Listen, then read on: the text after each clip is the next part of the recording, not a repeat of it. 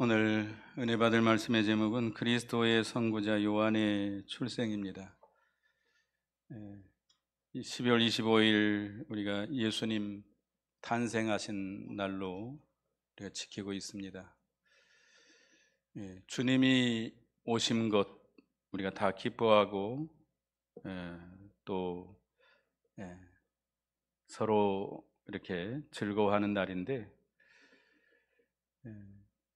우리가 그 임마누엘 오신 그 주님을 우리가 심령에 모시는 것, 그래서 그 예수 그리스도의 구속의 은혜로 말미암아 우리의 심령이 새로워지고 생명의 역사가 있다고 한다면 가장 복된 날이 될 것입니다. 그래서 하나님께서는 그리스도가 오시기 전에 엘리야를 보내서 백성들의 마음을 준비하시게 하겠다고 예언하셨습니다. 그래서 오늘 이 본문을 통해서 이 세례 요한을 그리스도 앞서 보내서 선고자로서 이스라엘 백성들을 회개시키고 그들의 마음을 준비케 하신다고 이렇게 말씀을 하셨습니다. 이제 우리가 이 초림으로 오신 예수님, 우리를 죄에서 구원해 주신 주님을 우리가 늘 우리 중심에 모시고 그 구속의 은혜로 말미암아 우리가 살아가야 되겠습니다마는, 이제 주님이 다시 오신다고 그랬습니다. 이제 세상 끝에 구름을 타시고 온 천하 만민이 다 볼 수 있도록 이 땅에 다시 오실 것입니다. 이스라엘 백성들이 메시아를 학수고대한 것처럼 주님의 재림을 우리도 학수고대해야 되겠습니다. 주님의 재림을 여러분 간절히 사모하고 기다리고 계십니까? 그런 여러분이 되셔야 됩니다. 주님이 임하시기를, 속히 오시기를, 이 악한 세상을 심판하시고 평화의 나라를 이루어 주시기를 우리 간절히 사모하고 기다리고 준비해야 되겠습니다. 이 세례 요한을 통해서 이스라엘 백성들을 회개시키고 그들을 하나님께로 돌이키게 한 다음에 그들의 마음을 준비해서 주님을 영접하게 한 것처럼, 이제 이 마지막 때도 우리가 선구자 세례 요한은 없습니다마는 우리가 말씀을 통해서 이제 주님 오실 날이 가까운 이때에 우리가 주님을 맞이할 수 있는 마음의 준비를 해야 되겠습니다. 그래서 이 세례 요한이 어떻게 누구의 부모를 통해서 태어났고 어떻게 그가 양육받았는지를 말씀을 통해서 은혜 받고자 합니다. 5절에서 12절까지는 세례 요한의 부모의 신앙입니다. 세례 요한의 부모의 신앙인데요, 그 아버지는 아비야 반열은 제사장이에요. 제사장, 아론의 후손 중에서 아비야 반열 제사장입니다. 자기 세례 요한의 아버지의 이름은 사가랴고 그의 어머니는 엘리사벳이라고 그랬는데, 이 엘리사벳도 아론의 후손입니다. 그런데 6절을 다 같이 읽어보겠습니다. 시작. 이 두 사람이 하나님 앞에 의인이니 주의 모든 계명과 규례대로 흠이 없이 행하더라. 그리스도의 선고자 세례 요한을 보내야 되겠는데, 어느 부모들을 통해서, 어느 가정을 통해서 그를 보내야 될까? 하나님은 믿음의 가정을 통해서 세례 요한을 보내기를 원하시겠죠. 그래서 그 당시에 이 사가랴와 엘리사벳의 가정, 그들이 하나님 앞에 의인이었고 주의 모든 계명과 규례대로 흠이 없이 행하였다 그랬습니다. 그래서 하나님께서는 그 사가랴와 엘리사벳 믿음의 가정을 택하시고 그들을 부르셔서 이 세례 요한을 잉태케 하시고 낳게 하시고 양육케 하셨습니다. 오늘날 우리가 하나님의 구원 운동에 쓰임 받으려면 우리도 이 사가랴와 엘리사벳과 같이 하나님 앞에 의로운 자들이 되도록 힘써야 됩니다. 여기서 의인이라고 한다는 것은 하나님 보시기에 완전한 의인은 이 세상에 아무도 없습니다. 여러분은 의인입니까? 죄인입니까? 죄인이면서도 의인이죠. 의인의 자격은 별로 없습니다만은 어떻게 해서 의인이 된 거죠? 예수 그리스도를 믿음으로 말미암아 죄사함을 받고 의롭다함을 받았습니다. 그래서 예수 그리스도를 믿음으로 의롭다함을 받은 의인들이죠. 그런데 이 사가랴와 엘리사벳도 오실 그리스도를 믿음으로 그들은 의인이 됐고, 그리고 그들이 하나님의 말씀대로 행해서 의를 이루어 나간 겁니다. 여기 보면 모든 계명과 규례대로 흠이 없이 행했다. 하나님의 말씀대로 하나님이 세우신 그 모든 그 율례와 그 규례와 제도와 이런 걸 잘 순종해서 율법에도 흠이 없이 행했던 자들이라는 겁니다. 하나님께서는 이 시대에 하나님의 사람들을 불러서 쓰시고자 하는데 어떤 사람들을 불러 쓰셔요? 의로운 자들입니다. 의인입니다. 노아 시대에 그 시대를 하나님께 심판을 경고하고 그 시대의 구원을 이루시기 위해서 노아라고 하는 가정을 택하셨는데 이 노아도 당대의 의인이었다 그랬습니다.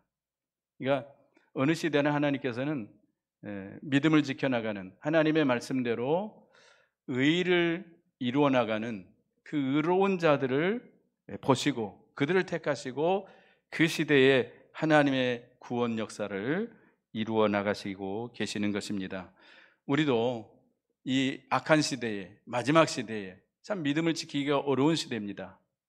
세상은 너무나도 악하고 세속화됐고 너무나도 인본주의고 교회도 다 이렇게 세속화돼 버린 이런 시대, 정말 믿음을 지키는 자들을 찾아보기 어려운 이 시대에 우리가 이 사가랴와 엘리사벳처럼 하나님 앞에서 의로운 믿음을 지켜나가는 우리가 되어야 되겠습니다.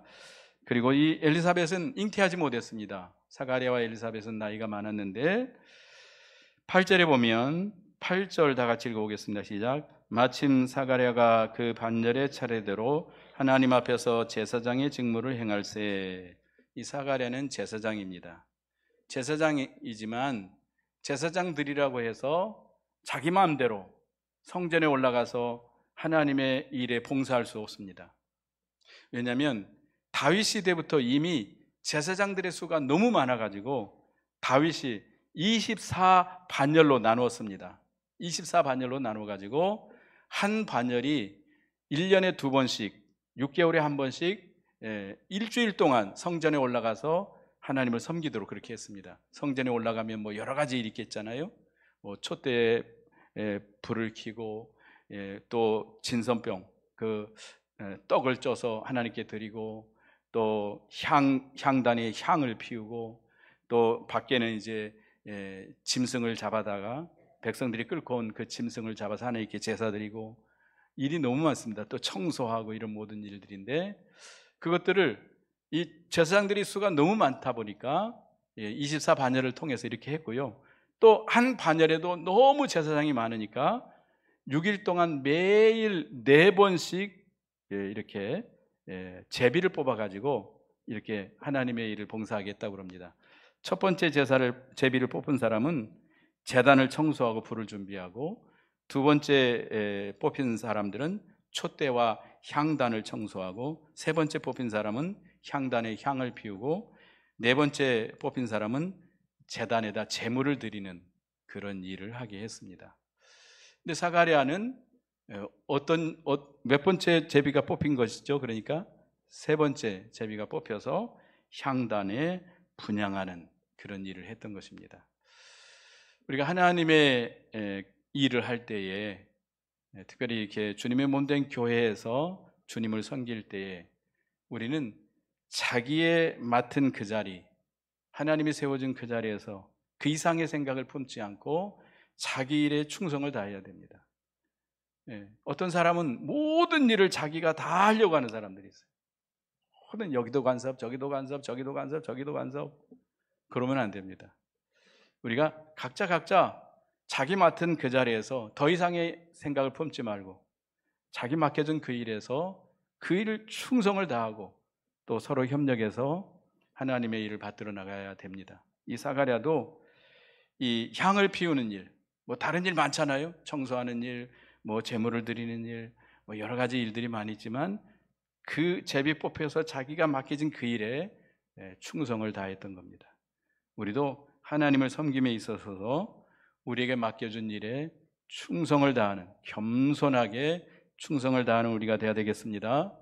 하나님을 섬기는데 그냥 개인적으로 이제 교회만 왔다 갔다 하는 분들이 있는데 하나님께 별로 기뻐하지 않을 것 같습니다. 우리는 하나님의 몸된 교회 각 지체들로서 그 지체들의 역할을 해야 됩니다. 각자 교회 안에서 일을 맡아서 서로 봉사해야 돼요. 그래서 주님의 몸된 교회가 세워져 나갈 거 아닙니까? 목사 혼자 이 교회를 일을 다 할 수 없어요. 장로님들끼리 이 모든 일을 다 할 수 없어요. 몇 사람이서 다 할 수 없습니다. 여러분 각자가 이 교회에서 여러분이 일을 맡아서 어디에 무슨 일을 맡았든지 여러분 충성을 다하는 그런 사람을 하나님이 기뻐하십니다. 그리고 여기 백성들은 10절에 보면 모든 백성은 분향하는 시간에 밖에서 기도하더니, 이 사가랴 제사장이 분향하는 시간에 그 시간 또 그 다음에는 또 제사를 드리겠죠. 백성들은 밖에서 뭐 했어요? 기도했습니다. 요한계시록 8장 4절에 보면 향연이 성도의 기도와 함께 천사의 손으로부터 하나님 앞으로 올라가는지라. 그 향연, 이 향을 피워서 그 향기로운 냄새가 뭐와 함께? 기도와 함께, 성도의 기도와 함께 하나님 앞에 올라간다고 그랬습니다. 이 향연이라고 하는 것은 그리스도의 향기를 가리키고 우리가 믿음을 지킨 행위를 가리킵니다. 봉사하는 행위도 말하겠죠. 우리가 하나님 앞에 말씀을 순종해서 믿음을 지킨 행위가 뭐와 합해서 올라가요? 기도와 합해서 향기로운 향연이 돼서 하나님 앞에 올라가게 됩니다. 그러니까 성도들이 기도하지 아니하면 여러분들은 하나님 앞에 귀하게 바쳐질까요? 여러분들이 열심히 봉사하고 열심히 믿음을 지키고 말씀을 순종한다고 하지만 기도 없이 한다면 하나님이 기뻐받지 않습니다. 그래서 성도들에게 있어서 기도는 어떻게 보면 가장 중요한 일 중에 하나입니다. 기도로 시작해서 기도로 모든 걸 하고 기도로 마쳐야 됩니다. 아시겠죠? 교회에서 봉사하는 일도, 여러분들이 말씀을 순종하는 일도, 또 하나님의 뜻을 순종해서 그 뜻을 이루는 이 모든 일도 내 힘으로 하지 말고 내 생각, 내 뜻으로 하지 말고 기도해서 하나님의 도우심을 힘입어서 하나님의 그 능력으로 하나님의 인도하심을 따라서 그 모든 것을 해야 그것이 하나님 앞에 뭐가 돼요? 향기가 됩니다. 그렇지 않으면, 기도하지 않고 하면 그것은 하나님이 기뻐 받으시는 것이 될 수가 없습니다. 그래서 여러분이 기도를 특별히 많이 해야 돼요.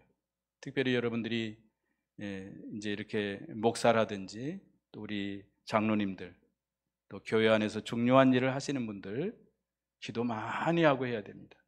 기도하면서 그 모든 일을 해야 돼요. 그래야 마귀가 틈타지 않고 그 모든 행위가 하나님 앞에 향기로운 향연이 돼서 하나님께 올라가게 됩니다. 그래서 우리가 기도해야 되겠다고 하는 거. 그리고 여기 같은 얘기입니다만은 이 세 요한이, 그 사가랴가 분향하는 시간에 그 향단 앞에 천사가 갑자기 나타납니다. 그러니까 사가랴가 매우 놀랍니다. 매우 놀라고 있을 때 천사가 사가랴에게 이렇게 말합니다. 13절에 천사가 그에게 이르되 사가랴여 무서워하지 말라. 너의 간구함이 들린지라. 내 아내 엘리사벳이 네게 아들을 낳아주리니 그 이름을 요한이라 하라. 천사를 보고 매우 놀랄 때 그 천사가 사가랴에게 무서워하지 말라. 너의 간구함이 들린지라. 그러니까 이 사가랴는 항상 뭐 하는 사람이었어요? 기도하는 사람이었다는 거죠. 네. 방금 전에도 얘기했지만 우리 예수 믿는 사람들은 기도하는 사람이어야 됩니다. 기도 없이는 믿음의 길을 갈 수가 없습니다. 기도 없이 하는 모든 것들은 잘못하면 마귀가 역사합니다. 항상 우리가 모든 것을 기도로 해야 됩니다. 이 사가랴는 항상 기도하는 사람. 사무엘상 12장 23절에 사무엘이 이스라엘 백성들에게 이렇게 고백을 합니다. 나는 너희를 위하여 기도하기를 쉬는 죄를 하나님 앞에 결단코 범하지 아니하고. 뭘 범하지 않겠다는 거예요?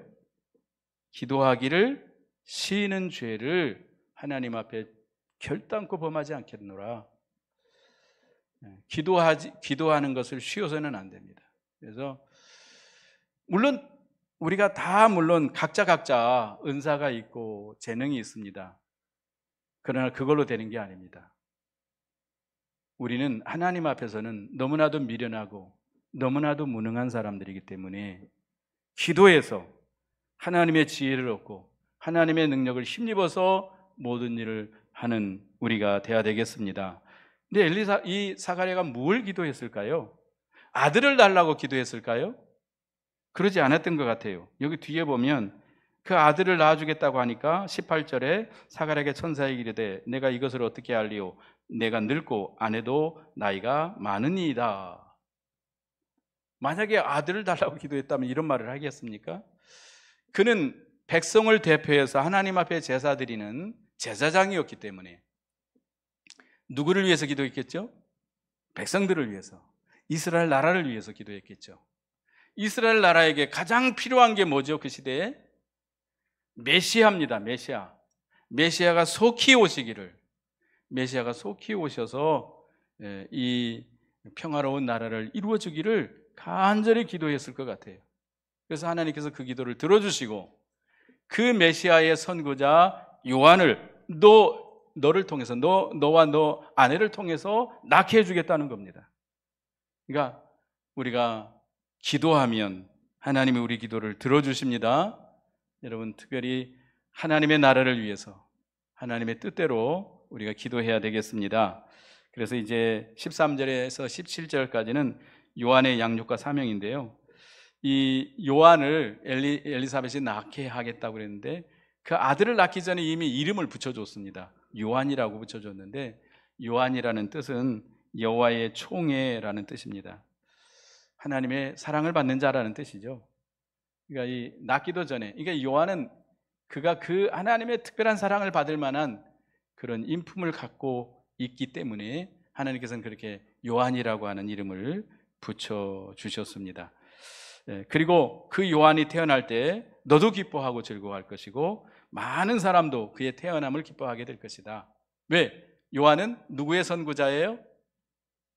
그리스도의 선구자, 메시아의 선구자. 그렇기 때문에 요한이 이 땅에 태어나서 이제 머지않아서 누가 오시겠다는 겁니까? 메시아가 오시겠다는 거예요. 그렇기 때문에 많은 사람들이 세례 요한을 낳음을 기뻐하게 될 것이다. 그리고 그거는 주 앞에서 큰 자가 된다 그랬습니다. 이 세례 요한은 큰 자가 된다. 마태복음 11장 11절에 보면 여자가 낳은 자 중에 세례 요한보다 큰 이가 일어남이 없도다. 여자가 낳은 자 중에 세례 요한보다 큰 자가 없다는 거예요. 왜?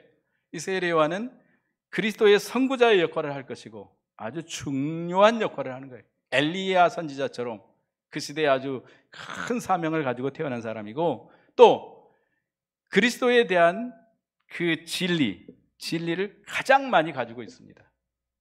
그 시대에 그 예수님이 지나가시는 것을 보고 그는 세상 죄를 지고 가는 하나님의 어린 양이로다, 이렇게 정확하게 세례 요한만큼 그리스도에 대해서 진리를 많이 아는 사람이 없었습니다.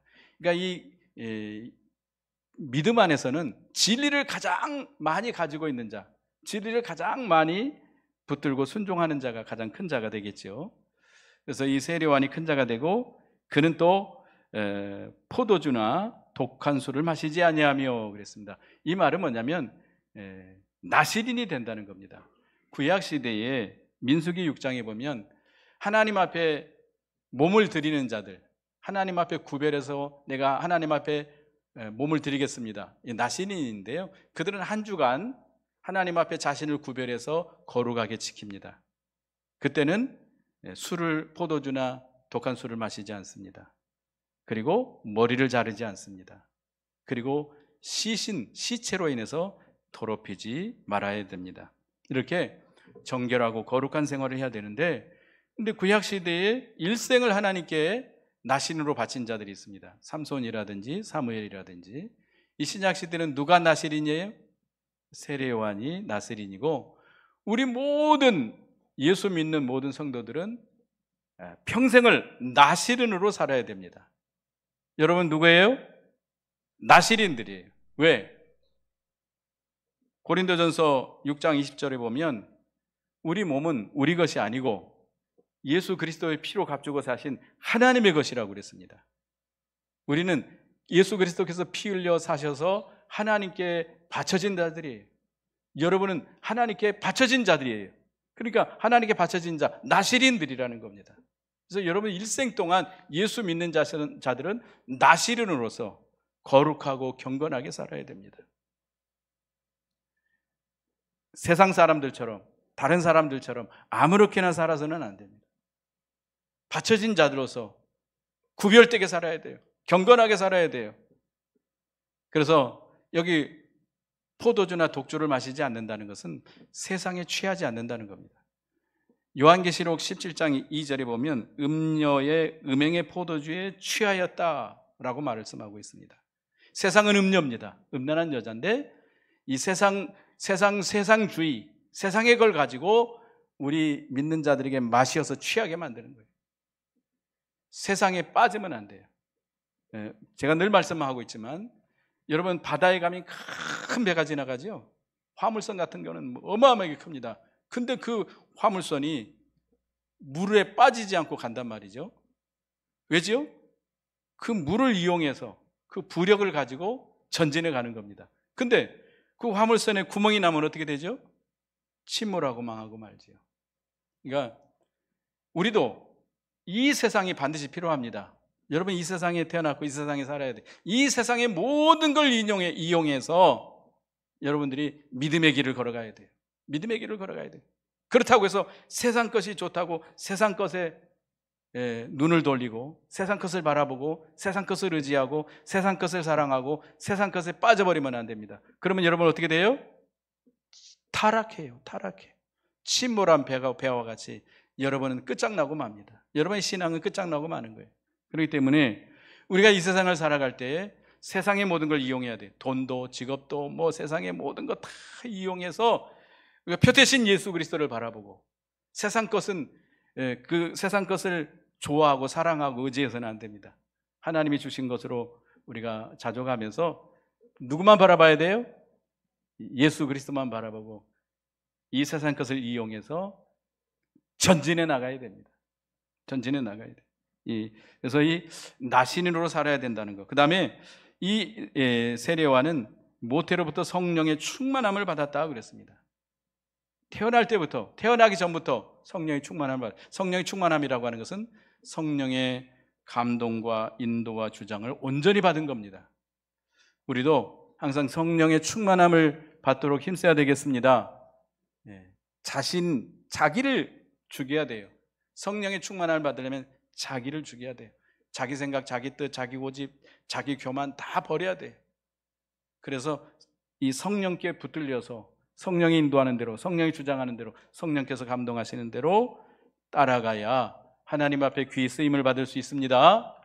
그래서 이 세례 요한처럼 우리가 하나님 앞에 총애를 받고 쓰임을 받으려면 진리를 많이 깨달아야 되겠고, 그다음에 나신으로서 구별되게 살아야 되겠고, 성령의 충만함을 우리가 받아야 되겠습니다. 그리고 이 세례 요한의 큰 사명인데요, 백성들을 회개시키는 겁니다. 16, 17 다 같이 읽어보겠습니다. 시작. 이스라엘 자손을 주 곧 그들의 하나님께로 많이 돌아오게 하겠습니다. 그가 또 엘리야의 심령과 능력으로 주 앞에 먼저 와서 아버지의 마음을 자식에게, 거스리는 자를 의인의 슬기에 돌아오게 하고 주를 위하여 세운 백성을 준비하리라. 회개 운동을 일으키겠다는 거예요. 이 이스라엘 백성들, 택한 백성들을 그 마음을 하나님께로 돌이키게 한다는 거예요. 그래서 그들의 마음을 엘리사의 심정으로, 엘리사의 능력으로 백성들의 마음을, 그리스도를, 메시아를 영접할 수 있는 마음의 준비를 하게 한다는 겁니다. 한마디로 뭐 하게 하는 거예요? 회개케 하는 거예요. 회개케 하는 거예요. 이게 세례요한의 사명이고 우리들의 사명입니다. 우리 각자가 우리 회개하고 하나님께로 우리의 마음을 돌이켜야 됩니다. 엘리야의 심령이라고 하는 것은 뭐냐면 죄를 미워하는 심령이고, 백성들을 회개시켜서 하나님께 온전히 돌이키는 심령이고, 또 인간의 윤리를 바로 세우는 심령입니다. 엘리야는 요압, 그 북쪽 이스라엘 요압 왕이 이세벨의 꾀임을 받아가지고 하나님을 버리고 우상을 섬겼습니다. 참을 수가 없었어요, 엘리야 선지자는. 그래서 그 죄를 미워해가지고 갈멜산에 그 거짓 선자들을 불러놓고 백성들을 불러놓고 제단을 쌓고 불로 응답하는 신이 하나님이다, 이렇게 대계를 펴주셨습니다. 그래서 백성들로 하여금 죄를 회개하고 살아계신 하나님께로 그들의 마음을 돌이키게 하고 모든 것을 바로 세우는 그 역할을 했던 것입니다. 우리도 엘리야의 심정으로 죄를 미워해야 됩니다. 죄를 미워합니까? 세상 죄를 보고 안타깝게 여깁니까? 이 롯,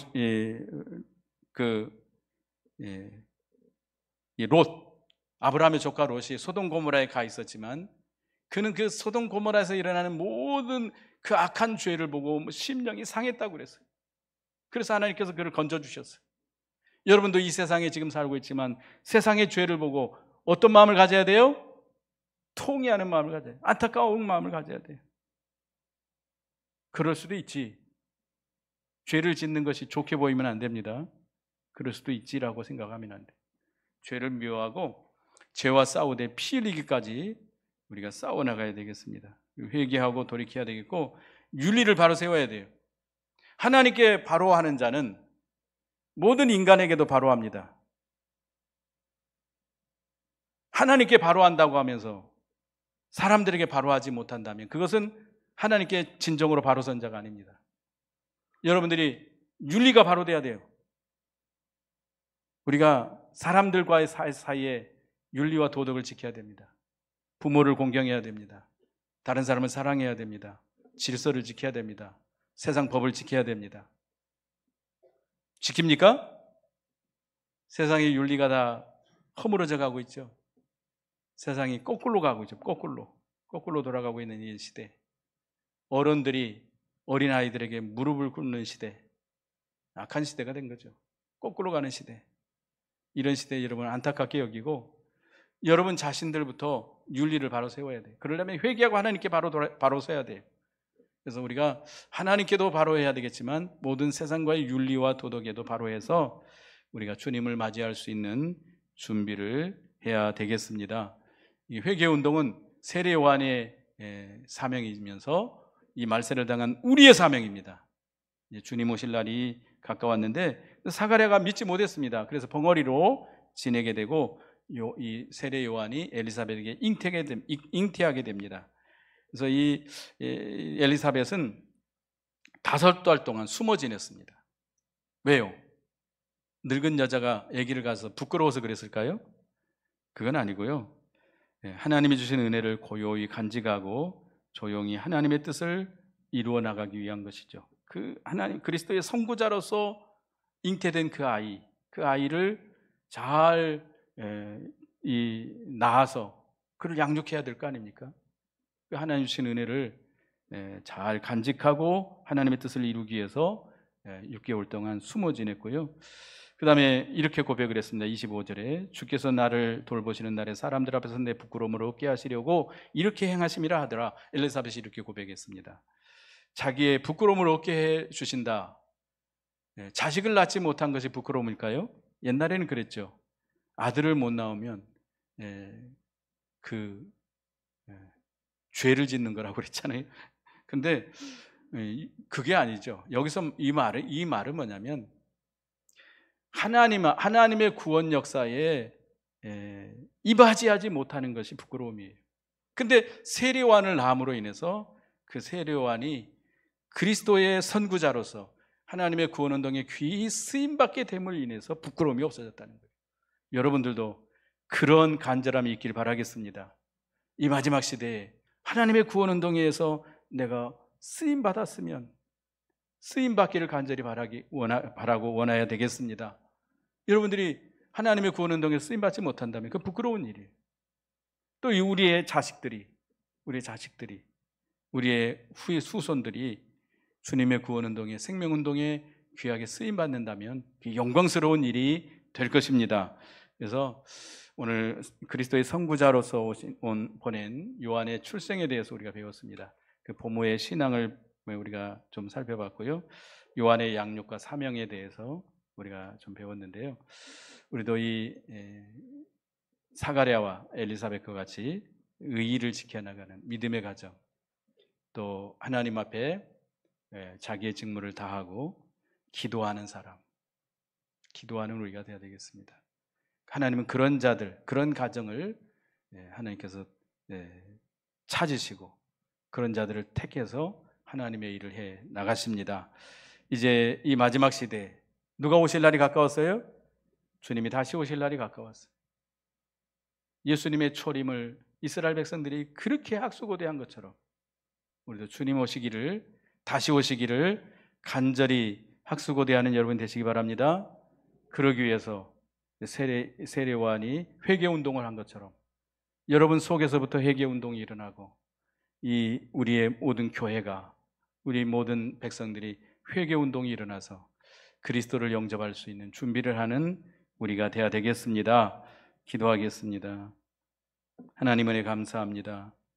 그리스도의 선구자로서 세례요한을 보내주시고 그 세례요한을 믿음의 가정에 태어나게 하신 하나님, 이 사가랴와 엘리사벳의 가정은 의인들이고 그들은 자기의 직무를 충성하게 감당했고 기도하는 사람들이라고 그랬습니다.